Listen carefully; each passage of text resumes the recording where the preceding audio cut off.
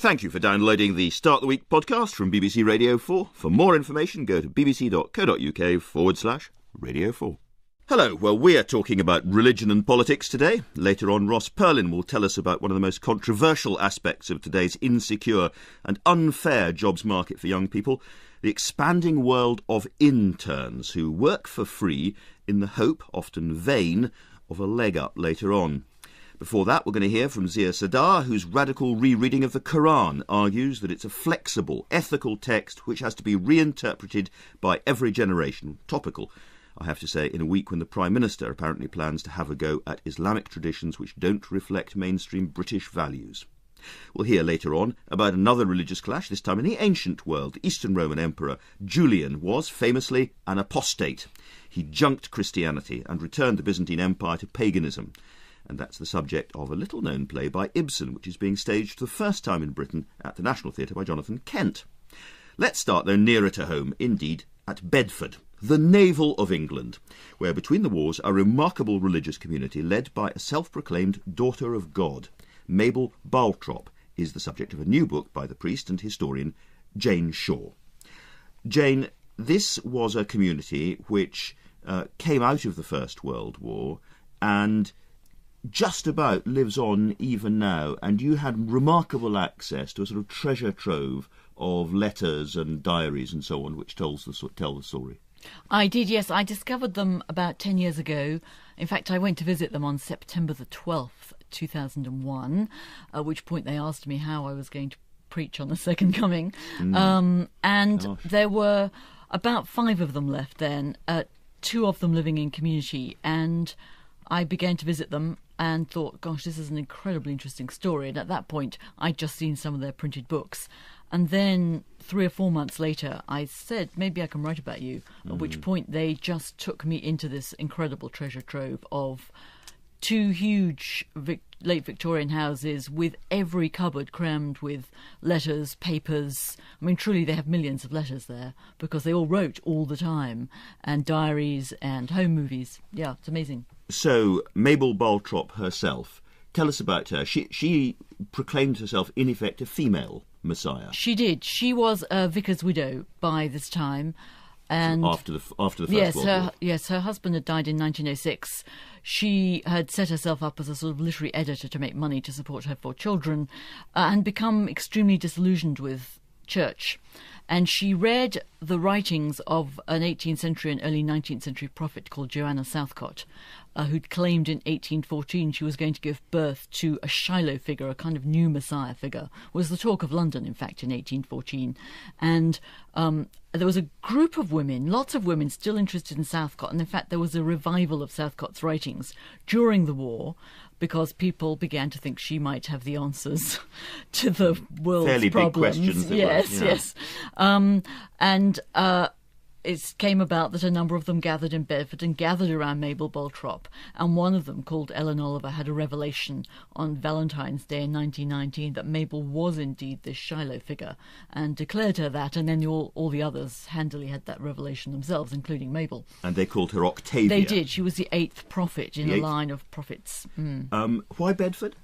She just happened to be living there. But of course, you know, it is an extraordinary place for religion to do with Bunyan and all kinds of other religious figures. Yeah. And it's a new branch of Selfridges, which helped. Yeah, absolutely, yeah. I only mention that because one of the things that this group, the Panacea Society, clearly had was an extraordinary range of rules about how to live. They did.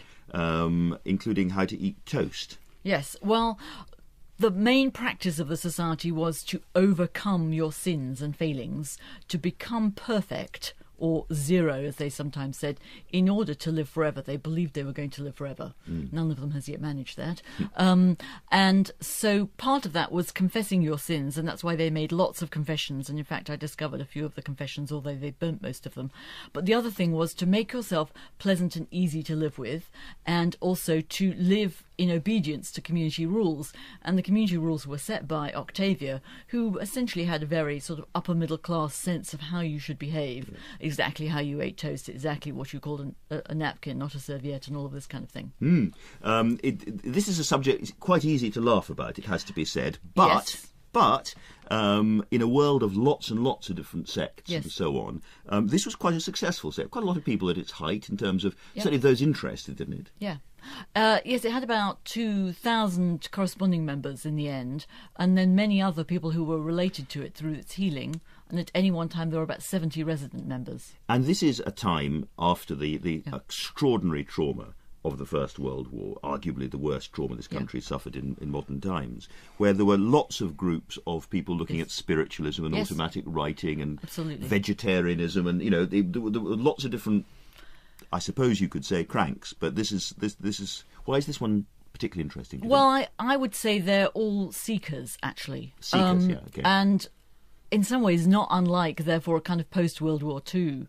I mean, I think we had it again in the 60s. There are people who are looking for an answer, and they're looking, sometimes I like to say some people became socialists, some people became fascists, and a few people became Panaceans. Yes.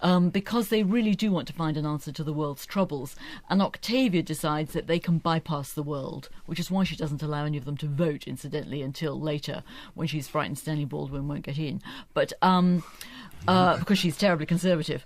But so they're really, in a way, trying to bypass the world by overcoming their own sins and failings and living forever. And in this group of rather large semi-detached houses, they create their own little world, and the serpent is always outside. There's a series of rather dodgy and seedy men who arrive and eventually have to be expelled again. Absolutely, yeah. Well, in particular, there was one American who came, who'd been through every possible configuration of these kinds of religious groups, which are far more, there are far more of them in America. He comes over, decides he should be the man who's going to rule alongside the woman, who is Octavia, and sort of begins to build his power base, but also has a number of affairs with young men and gets exposed and sent away to New York. Now, you yourself are a priest at Grace Cathedral in San Francisco. What do you make of this difficult boundary between what is, as it were, proper religion or real religion and groups like this? The really interesting thing for me in writing this book was to realise that the boundaries between heterodox religion and orthodox religion are pretty slight. And I say that because many of these women went to Church of England parishes on a Sunday and, of course, were Panaceans on weekdays, if you like. And in fact, Octavia made everyone be baptised and confirmed Anglican, even if they'd been baptised before in another church. And so, it made me think, well, on any given Sunday, there are lots of people who might be belonging, but who knows what they're believing? And I think that's pretty... it's important for us to remember that today. Ziauddin Sardar wants to come in on that. I think it's an important question to ask. What constitutes a leap of faith too far? I mean, where does reason totally stop and Octavia begins? Well, I think it's about whether you can question religion, partly, isn't it? I mean, she didn't really allow anyone to question. So I think any religious group that doesn't allow you to ask pretty openly, is this reasonable? What are the fruits of this? Are the fruits good, or is it in fact making you have a rather miserable life? If there's a tyrannical teacher leader, that's a good warning signal then. Yeah. I think she also kind of uses rituals and rules as an instrument of power. She does. And ordinary religion does that too. So should we kind of take a stand against ritual to some extent? No, but ritual can also be life-enhancing, right? I mean, traditionally there's a way in which the Church of England particularly has seen people through the life cycle, from baptism to death through marriage. And so there's something good about ritual too. Yeah, but I mean, certain rituals do become oppressive. They can be. And both Christianity and Islam are full of oppressive absolutely. rituals. Jonathan Kent, sorry. But isn't ritual what defines religion? I mean, that's what makes a group of faith is ritual. I think it is. I mean, there'd be lots of Protestants who'd say, no, it's what you believe. But actually, I'm an Anglican enough that I would say ritual is what defines religion. It is difficult because the Panacea Society had a strange thing to do with linen, didn't they? They kind of sanctified linen and they sent it to people and hung it up, and they thought this would purify. She believed she had healing powers, so she breathed over this linen. They cut it up into little squares, and people then put it into their water. And when they drank it or applied it to their illness, their cut on their arm or whatever. Which makes everybody giggle, except that it's not so far removed from the rituals of mainstream religion. Oh. Yeah, actually, there are some Muslims who kind of put verses of the Quran on a piece of paper and put that in water and drink that. Yeah, absolutely. Ross. There you go.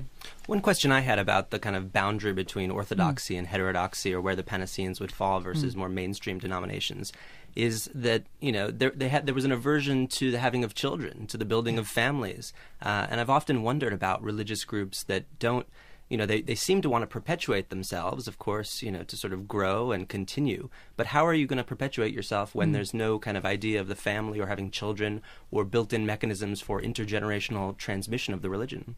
I'm going to answer that in a different way, which is to say, you know, for 1,100 years, from about 400 to 1,500, Christianity thought that celibacy was the greater good. So, in a way, she's only just going back to a kind of earlier tradition. But also that the end times were coming so quickly that physical reproduction didn't matter. Was it last week, the week before last, we were told the world was going to end? Yes, in California, in fact. It's just across the bay from me. Yeah, so these beliefs don't disappear. Yeah.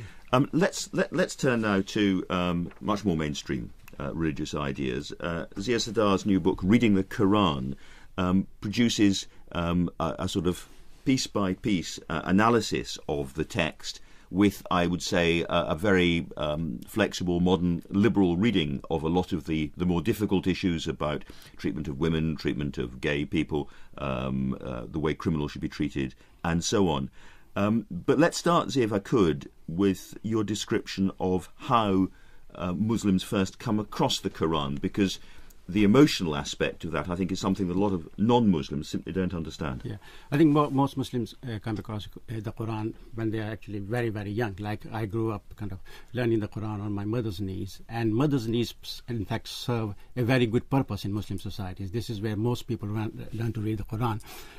First of all, we simply read it, but some of us will go around to memorizing it, actually. So you could have young people by the age of 12 who have totally memorized the Quran, and they're known as Hafiz, those who have memorized the Quran. It's a very easy text to memorize in that sense. And so the emotional attachment to the Quran starts very early on. So when you hear some of the key phrases and text, you will be thinking back to early, warm, very strongly emotional memories. Absolutely. And also the reverence comes from it as well. Almost complete reverence to some extent.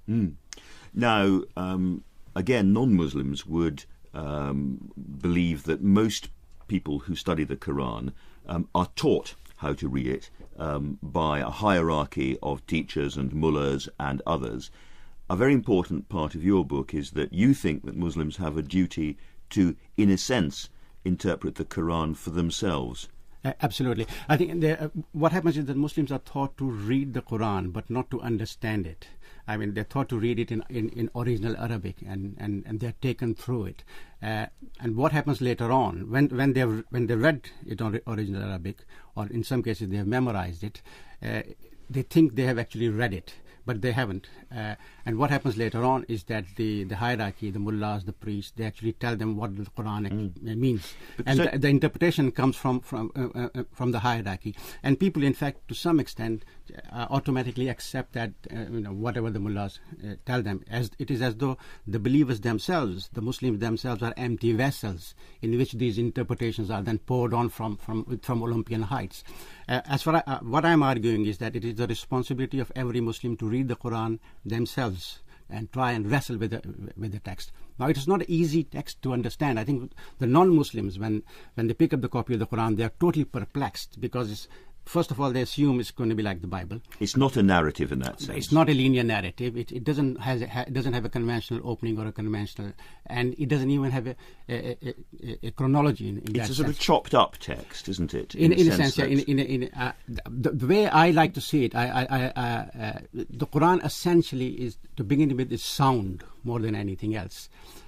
People say, the Quran is an epic poem, but I like to think of it as a kind of piece of music, as it were. So with each note in its right place, and you wouldn't pick up Beethoven's 7th or 9th and start reading it in that sense. So listening is very, very important. But sorry, can I just return to this business of Arabic, because what proportion of Muslims have Arabic? Well, there are 1.2 billion Muslims around the world. Only 300 are Arabs. But this is an important point. Just because you have Arabic does not necessarily mean that you understand or, in fact, can read the Quran itself. I mean, for example, some of the people with the knowledge of classical Arabic, with real grounding in Arabic, live in Saudi Arabia. And the last Mufti of Saudi Arabia thought, after reading the Quran, that the earth was flat and that the sun went around the earth. So, I mean, just having Arabic is not actually good enough. You do really need to wrestle with the text and look at the context. I mean, the most important point, I think, is the context that people don't realize. But you need to do two things then. You need to be able clearly to understand and to read and to analyse the context. Yeah. But Beethoven's 7 can only be performed in Arabic, as it were. The sound is an Arabic sound. Yeah, the sound is an Arabic sound. The sound is very much an Arabic sound. Okay. Yeah. Let's just turn to a few specific examples which will give people more of a sense of how you read the Quran. What about because one of the points you make is that the Quran is addressed to different audiences the whole time. You have to understand the audience. Yeah. So when it comes to the veil and those famous verses about the Prophet's family being veiled, being screened. Yeah. Well, I mean, those particular verses refer very specifically to the Prophet's family. One of the point I'm making in my book is that you need to look at the verse and see under what context that particular verse was revealed. What was the Prophet doing? For example, amongst the terrorists and extremists, one of the very common verses is that we will put terror into the hearts of the believers. Yeah, and they say, well, this means the Quran sanctions. Couldn't be more explicit than that. Couldn't be more explicit. But if you look at the verse, that verse was particularly revealed during the time when the Prophet was engaged in one of his battles, and was about to be defeated. And the verse refers to very specific people who were attacking him, and it says that God will put terror in their hearts, so that Muslims are encouraged. So it does not have a universal validity. Similarly, the verses about the Prophet's wives refer specifically to the Prophet's wife. In general, the verse about the veil, famously known as the modesty verse, is taken to mean that Muslims should veil. But even if you look at this particular verse, even in a literal sense, it reads as for. Let me just say quickly: tell believing women to avert their eyes and safeguard their private parts, and not to expose their attractions except what is visible. Now, this specifically refers to... You don't go around flaunting your private parts, and you don't have a come-on look in your eyes the whole time. That's all it's saying. That's all it's saying. But look at the context. It was revealed to a society where nudity was not uncommon. I mean, during the time of the Prophet, Mecca was a pagan pilgrimage center, and most of the pagans who came to do pilgrimage, which was throughout the year, they did this pilgrimage in naked. I mean, it was part of their ritual, and it was a society where fabrics were not were not common at all. So most women did not cover their, especially did not cover their breasts. So it's very specific in that sense. But if you put the context, it really makes sense. And it's got nothing to do with veil. It has got nothing to do with covering their hair. While we're on the theme, the other difficult verse is about saying that men can strike or hit their wives if they're disobedient. Yeah, in the sense. This is very interesting. The classical commentators were very worried about this. So they said, well, how are we going to do that? So the solution they came up with is that the men are allowed to strike their wife provided they use a toothpick. Right, because they just could not conceive how. But the word itself that's used can also mean just turn away from. Yeah, this is the point I'm making about struggling with the words. That each word in the Quran has number of meanings, right? And when you look at the meaning of the term, then you can say, well, this word could mean this, right? In a sense. Conventionally, the Quran, the interpretation has been very male-oriented, and of course, the males will read it as a strike, right? Somebody else coming with a fresh eye could say, well, this verse simply means turn away from. Reading your book, you read through it and you think, well, there's not a problem there. Then I can understand that, But I'm not saying you're a lone voice, but the overwhelming majority of Muslims will take the reading from the traditional teachers, who are very often producing a much more conservative, much more reactionary reading. Yeah. So it's you and David Cameron, not side by side, but I mean, God forbid. Well, yes, it is partly correct to say that I'm a minority voice, but I think my voice is increasing now. I mean, there are lots of people who are interpreting the Quran in much more open way. Lots of people emphasizing context, and the context of not just the life of the Prophet, but the context of the period in which the Quran was revealed. We mustn't forget it was revealed over a 23-year period. It's a kind of dynamic text. And I think there are lots of voices, right? But we haven't become a critical mass yet. Well, let's see what happens next. Jonathan Kent. But don't all religions rely on consensus? And if the interpretation of the Quran is entirely individual and personal, how then can you have a structured religion? Well, frankly, I'm personally against structural religion myself. But consensus is important, and in fact, consensus is regarded as one of the key kind of cornerstones of Islamic law. That's how the law has evolved in Muslim society. But consensus can be wrong as well, and consensus can be also against the spirit of the Quran. For example, one of the first basic things is the Quran says there's no compulsion in religion. So this is the kind of straightforward injunction. There's no compulsion in religion. But Islamic law on the compulsion. But Islamic law on the basis of consensus says that apostates should be killed. Right. I mean, so here you have a totally opposite. The Islamic law is totally opposite to the spirit of the Quran. So the consensus can go in a totally different direction. But I think that if individuals interpreted it themselves and argued about it, we could have a more argued consensus, which is what I'm asking for. Not just more conversation is what you're asking for. Jane Shaw. Well, I guess what I'm really wondering is, what are your rules of adjudication? I'm thinking about Luther. He said scripture alone. You should have your own personal relationship with God. But then when people started to come up with their own interpretations of scripture, which didn't match his, he didn't like it at all, and said, everyone should learn from my nice catechism I've just written. So, what's... Well, I mean, that has been the general rule. That's what the religious scholars have said. The religious scholars have said that the individual is not qualified. The individual is not clever enough. The individual doesn't know what he or she is saying. Therefore, listen to us. And in fact, they even banned the printing of the Quran when printing first, emerged in the Muslim world, because they were scared that there'd be lots of different interpretation. I'm arguing that we, as human beings, we should accept error, and there's nothing wrong with reading the Quran and making a mistake.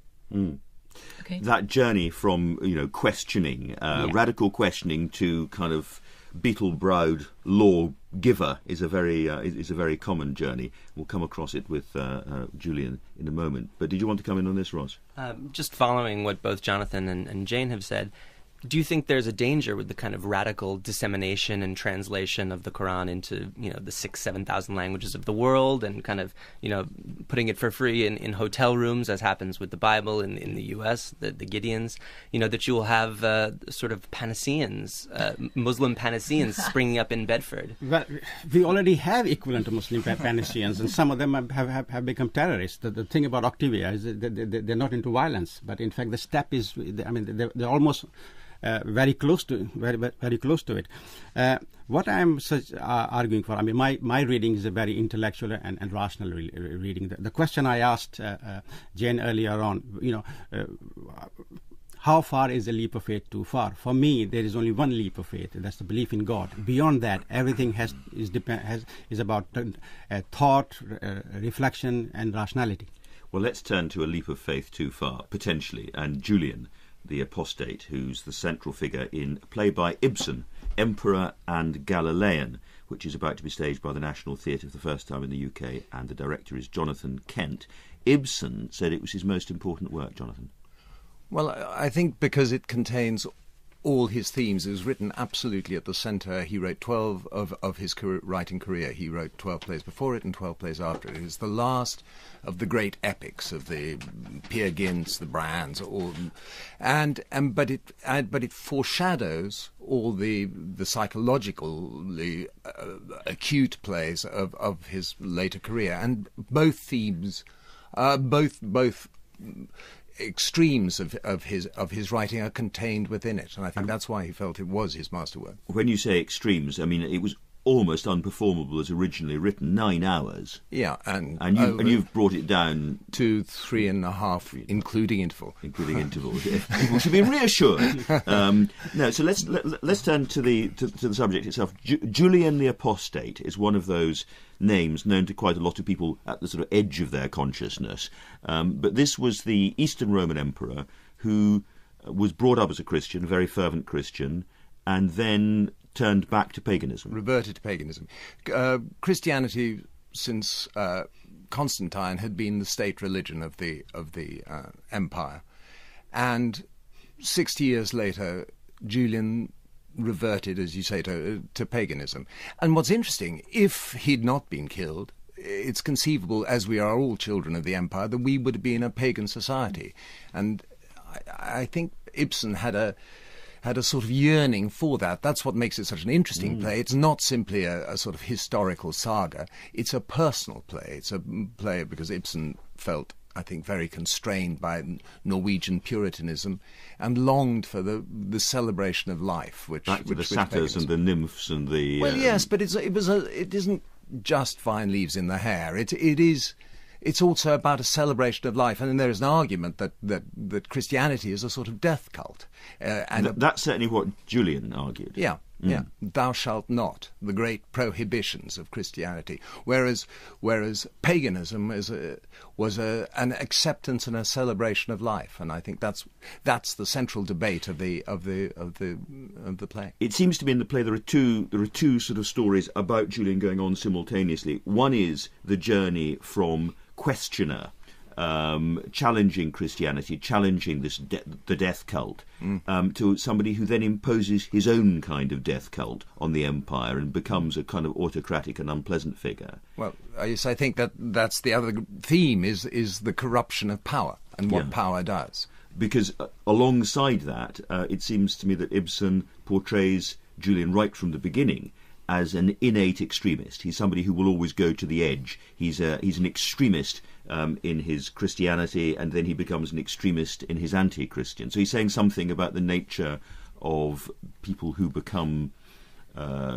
dominant religious figures. Extreme belief, I think, yes. I think that's true. But in the same way, say, he's an ambivalent figure. He is a heroic figure, but at the same time, as you say, becomes despotic. But in the same way that, say, Coriolanus is an ambiguous figure. That's what makes him such a fascinating character. I think he's he's not a saint, and he's not, and nor is he's somebody who is on a quest. Do you think people will come to this play and go away thinking, yes, I'm thinking about the world now in a different way?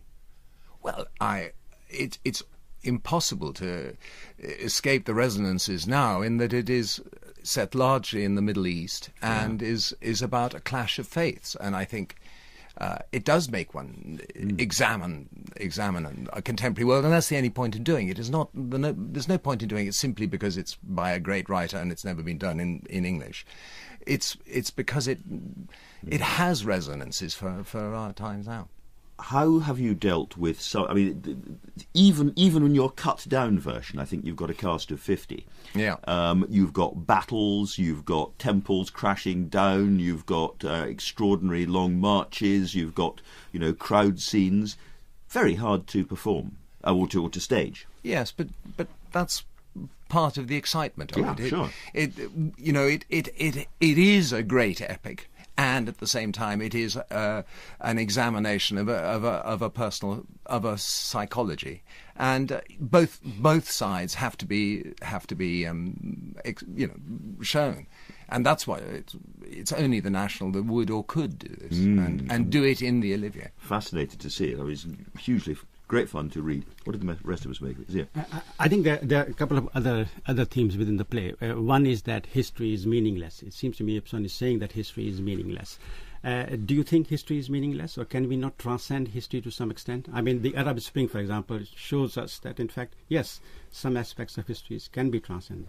Yes, I think Ibsen, he wrote it in the wake of the Franco-Prussian War, and which was the first sort of modern war, and which was for people of Europe was a cataclysmic event which somehow subverted the whole notion of war being an honourable pursuit, and it was the first modern war. And I think in that chaos, Ibsen began to feel that there was no controlling of events, and events happened. Jane Shaw. Well, I was struck by the way in which Ibsen portrays the fact that Julian is a man who starts off wanting the toleration of all religions, the toleration of all beliefs, Yes. and then he comes to power and he becomes the oppressor. I mean, which is a standard story you see repeated constantly through history. Yes, I mean, I think that's true, and I think that's what's acute about the play, is that it's a very recognisable journey of somebody coming to liberate and ending up oppressive. And with Constantine himself, of course. I Indeed, mean, who is remembered and indeed revered, particularly in the Greek world, I think, still as the man who brought Christianity to the empire, but also boiled his wife alive in the bath, which wasn't attractive. But poisoned his son. Also, I mean, there's a kind of tension between philosophy and religion, I think, which is very, very important. I mean, I think that doesn't Julian say in one place that Christianity is killing Greek philosophy, or words to this effect. Jonathan, is there any scope in the play for the possibility that Julian might succeed or have succeeded, either in the script or in the way you stage it? Obviously, it's a historical drama where everybody knows, what happens. The empire goes back to Christianity. But is there any idea that an individual like Julian could have changed the course of history, the course of religions, as a political figure?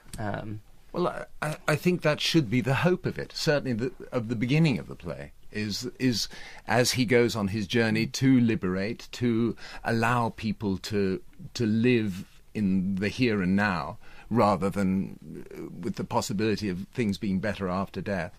I think that is what an audience should feel is a possibility. Of course, it unfortunately all goes sour.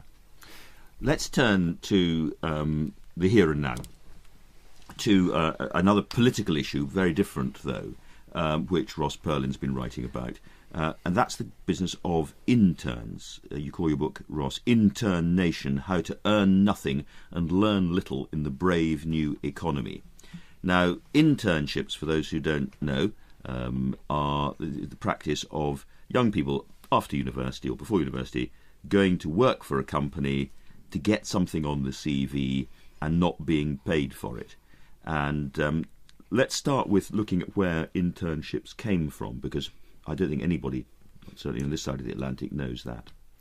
Apprenticeships have obviously existed for thousands of years, going back to the Code of Hammurabi, and of course in the Middle Ages throughout Europe there have been this idea of apprentices and apprenticeships. You looked after the apprentice and you paid them and you fed them. Right. It was almost a kind of familial relationship. You often you lived with your master, or the master allowed the apprentice to live with them. It was kind of a long-term relationship, often 5-7 years.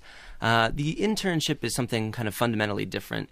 It comes from the medical profession in America in the late 19th century, taking this word from French, actually, intern, to talk about young doctors who've basically just finished medical school and are moving into the profession. And it had that very specific usage just in the medical profession up until really into the 1950s, 1960s.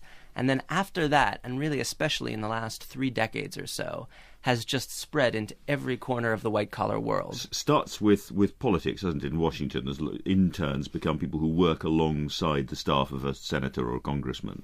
The first place that sort of copies the medical model of the idea of internships is Washington, D.C., which is now a notorious internship capital. However bad you might think Westminster is, Congress, Capitol Hill in the States is much worse. I mean, thousands upon thousands of interns just there sort of serving Congress unpaid. But then it spreads into corporate America, then it spreads into every field you can think of, everything from Hollywood to journalism. And in this country, when we're relatively late to the game, but in this country, virtually every major company, every bank, every big newspaper, corporations of all kinds have interns, and these are young, ambitious, optimistic people who quite quickly realise that they're not getting any money, and there's a sort of corrupt deal, you suggest, being offered to them.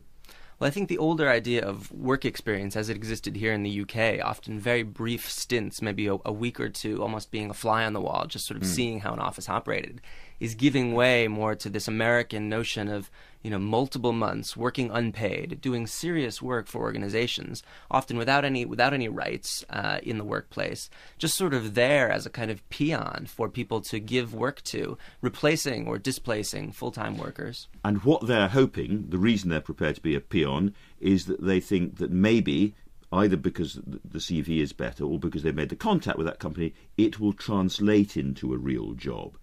So they've been given a leg up.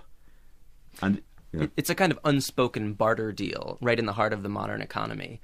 It's this understanding that's out there that yes, I will, I'll get the coffee, I'll make the copies, and do that sort of thing. And at the end of it, somehow it'll all work out for me. And to some extent, it used to work that way. Early on in the history of internships, a few decades ago, there often was a full-time job waiting for you at the end of it. But now people are having to do 3, 4, 5, 6 of these things or more. And then quite often there's nothing at the end of it either. And there's often nothing at the end of it. I mean, you may, you have something to put on your CV, that kind of thing, but. So this allows companies basically to get work for free, and so it's unfair on the interns. But it's also unfair on all the people who can't become interns, don't make those contacts because they haven't got the connections. The internship issue is a kind of curious mixture of exploitation on the one hand and privilege on the other, because the people who can afford to do these internships are, in some sense, privileged. They are lucky to have this foot in the door should it exist in that particular situation or industry. People who can't afford to do these things, people who can't pay to get into the system, pay several £1,000s, let's say, to work for a summer, unpaid here in London, just in terms of the expenses of rent and food and these sorts of things. Those people who can't do that are essentially left out. They're left out of the system and therefore barred from a whole range of professions which now have made unpaid internships a virtual prerequisite. Reading your book, I couldn't work out whether it was more unfair on the people who got the internships or the people who didn't get the internships. It's a dual problem. Existing internships have to be reformed. There has to be pay for real work. On the other hand, internships have to be opened up. It has to be a more transparent process for getting into them. And people who don't have access need to have access to these professions. Ziauddin Sardar. If a young person came to you and asked you, should I become an intern or not? Because it seems to me that I have no other way. What advice would you give? I would say wade very carefully into the internship morass if you must. If you feel you must work unpaid and you can manage to do it, for any individual it might make sense in a particular situation to do this for a brief period of time. But don't get caught in the internship trap. Know your rights. And once you're doing real work that you should be paid for under the National Minimum Wage Act, you should be receiving that pay. In some respects, this is illegal. I mean, it ought to be, as it were, illegal. We're supposed to have a minimum wage. Under the laws of most countries, and here in Britain under the National Minimum Wage Act, it is illegal to be doing, in almost every situation, to be doing real work with set duties and set hours and not being paid. Jane Shaw. Let me ask the question from the other perspective. So now I'm going to wear my hat as the CEO of Grace Cathedral, as it were, and say what would make a great internship experience if I was going to set up 3 internships at Grace Cathedral, which is a kind of cultural centre as well as a religious centre in the middle of San Francisco. What would be great? If you can pay enough for somebody to live on so that they're not worried about how they're going to pay the rent while they're interning, if you can offer them the reasonable prospect of a full-time job at the end of it, or at least something that will move their career ahead in an appreciable way, and if you can offer a certain degree of training and mentoring at the same time, if those 3 components are in place, it's a great internship, and there are many great situations out there. So that's serious budgeting, actually. In yeah, fact, you've really got to factor that in. You've got to think about it. Organizations do need to, I think there's a sort of casual attitude prevailing right now, permissiveness, where it's just, let's bring on some interns to fill in this work. But I think organizations need to think seriously before they do it and know what they're getting into. Can the government do something? What's that? Can the government do something? Can we have a policy that can... The government can first of all enforce the law, absolutely, and make sure that people are getting paid for the work they do, that regular workers are not being displaced by this phenomenon. But also some of the proposals that Nick Clegg has put out there, despite the cries of hypocrisy in recent months, would make a lot of sense. Jonathan Kent. Why do you think it's proliferated internship over the last couple of decades, you say? It's part of a number of larger phenomena. The rise of various kinds of contingent and precarious work situations, freelancing, temping, independent contractor arrangements. Our whole economy seems to have moved, as it's gone into more service-based things, from the idea of full-time work into these more sort of precarious arrangements. Is it partly the endless hypocrisy of the baby boomer generation who sort of pull up all the ladders behind them and talk glibly about flat organisations and loose organisations, and then simply exploit the younger people who haven't got the rights that they had? There is a generational dimension to it. Baby boomers are encouraging their offspring to do these things. They're often subsidizing them and creating these situations as employers. They themselves, of course, never had to work unpaid for a substantial period of time, and yet they've sort of normalized it now and said, well, this is fine. But there is a virtue in internship, as there was in apprenticeship. You're not saying that internship is per se a bad thing. It's just the way it's handled. I absolutely don't believe in the abolition of all internships instantly or anything like that, or religious prohibition against internships. I think that any developed society needs to find a way to bring people from school, from education world into the world of work. But you have to think about what is the least wasteful, most fair and just system of doing that. And internships right now don't fit the bill. Well, if anybody listening is hoping that there's an internship going in Bedford at the Panacea Society, I think that's probably closed. But it is now. Thank you to all my guests today. Ross Perlin's Intern Nation, How to Earn Nothing and Learn Little in the Brave New Economy. Jane Shaw's Octavia, Daughter of God, and Ziauddin Sardar's Reading the Quran are all out now. Jonathan Kent's production of Emperor and Galilean opens at the National Theatre on Thursday for previews and is on until the end of July. Next week we're going to be talking about courts and the origins of South Africa. We'll be talking about advertising in the city and what's going to happen in London after the Olympics is over with Kate O'Regan, John Hegarty and Ian Sinclair. But for now, thank you and goodbye. Just about lives on even now, and you had remarkable access to a sort of treasure trove of letters and diaries and so on, which tell the story. I did, yes. I discovered them about 10 years ago. In fact, I went to visit them on September the 12th, 2001, at which point they asked me how I was going to preach on the Second Coming. There were about 5 of them left then, 2 of them living in community, and I began to visit them and thought, gosh, this is an incredibly interesting story. And at that point, I'd just seen some of their printed books.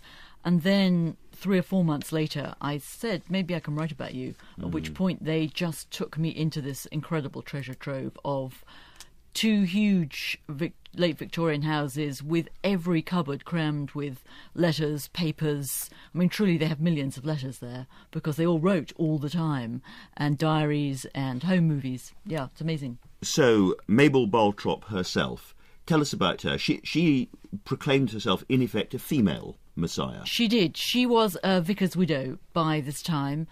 And after the First World War. Yes, her husband had died in 1906. She had set herself up as a sort of literary editor to make money to support her 4 children and become extremely disillusioned with church. And she read the writings of, and in some ways not unlike, therefore, a kind of post-World War II. I mean, I think we had it again in the 60s. There are people who are looking for an answer, and they're looking, sometimes I like to say some people became socialists, some people became fascists, and a few people became Panaceans. Yes. Because they really do want to find an answer to the world's troubles. And Octavia decides that they can bypass the world, which is why she doesn't allow any of them to vote, incidentally, until later, when she's frightened Stanley Baldwin won't get in.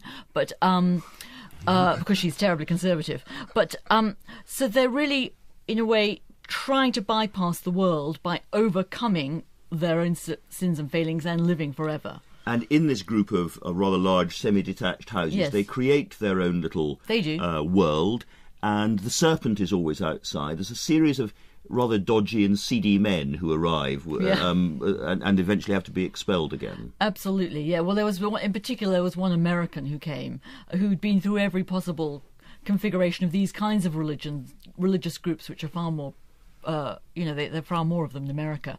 He comes over, decides he should be the man who's going to rule alongside the woman, who is Octavia, and sort of begins to build his power base, but also has a number of affairs with young men and gets exposed and sent away to New York. Now, you yourself are a priest. Thank you for downloading the Start the Week podcast from BBC Radio 4. For more information, go to bbc.co.uk/Radio 4.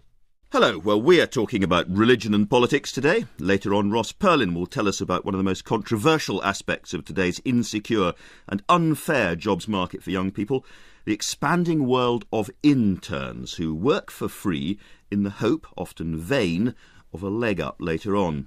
Before that, we're going to hear from Ziauddin Sardar, whose radical rereading of the Quran argues that it's a flexible, ethical text which has to be reinterpreted by every generation. Topical, I have to say, in a week when the Prime Minister apparently plans to have a go at Islamic traditions which don't reflect mainstream British values. We'll hear later on about another religious clash, this time in the ancient world. The Eastern Roman Emperor Julian was famously an apostate. He junked Christianity and returned the Byzantine Empire to paganism. And that's the subject of a little-known play by Ibsen, which is being staged for the first time in Britain at the National Theatre by Jonathan Kent. Let's start, though, nearer to home, indeed, at Bedford, the navel of England, where between the wars a remarkable religious community led by a self-proclaimed daughter of God. Mabel Baltrop is the subject of a new book by the priest and historian Jane Shaw. Jane, this was a community which came out of the First World War and zero, as they sometimes said, in order to live forever. They believed they were going to live forever. None of them has yet managed that. And so part of that was confessing your sins, and that's why they made lots of confessions. And in fact, I discovered a few of the confessions, although they burnt most of them. But the other thing was to make yourself pleasant and easy to live with, and also to live in obedience to community rules. And the community rules were set by Octavia, who essentially had a very sort of upper middle class sense of how you should behave, exactly how you ate toast, exactly what you called a napkin, not a serviette, and all of this kind of thing. This is a subject quite easy to laugh about, it has to be said, but Yes. But in a world of lots and lots of different sects Yes. and so on, this was quite a successful sect. Quite a lot of people at its height in terms of, Yeah. certainly those interested, didn't it? Yeah. Yes, it had about 2,000 corresponding members in the end, and then many other people who were related to it through its healing. And at any one time, there were about 70 resident members. And this is a time after the extraordinary trauma of the First World War, arguably the worst trauma this country suffered in modern times, where there were lots of groups of people looking at spiritualism and automatic writing and vegetarianism, and there were lots of different, I suppose you could say, cranks. But this is why is this one particularly interesting? Well, I would say they're all seekers, actually. Seekers. An 18th century and early 19th century prophet called Joanna Southcott, who'd claimed in 1814 she was going to give birth to a Shiloh figure, a kind of new Messiah figure, was the talk of London, in fact, in 1814. And there was a group of women, lots of women, still interested in Southcott. And in fact, there was a revival of Southcott's writings during the war, because people began to think she might have the answers to the world's fairly problems. Big questions. Yes.